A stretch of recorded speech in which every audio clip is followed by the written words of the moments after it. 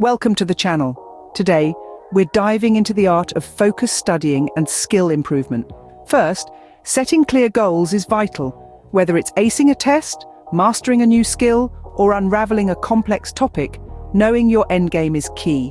Next, organize a study schedule. This keeps you on track and ensures you're dedicating ample time to your studies.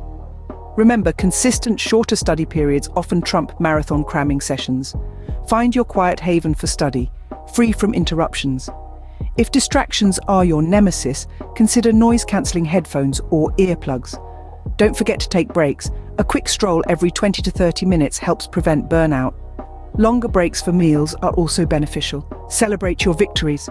Reward yourself when you reach a study goal. It's a great motivation booster. Now let's talk skill improvement. Practice makes perfect. Regular practice sessions, even brief ones, can do wonders. Seek feedback from others. It can highlight areas you need to work on. And remember, mistakes are stepping stones to success. Embrace them as learning opportunities.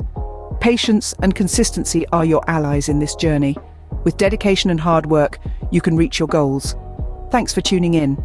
If you found this useful, do like and subscribe for more tips and tricks. Stay curious.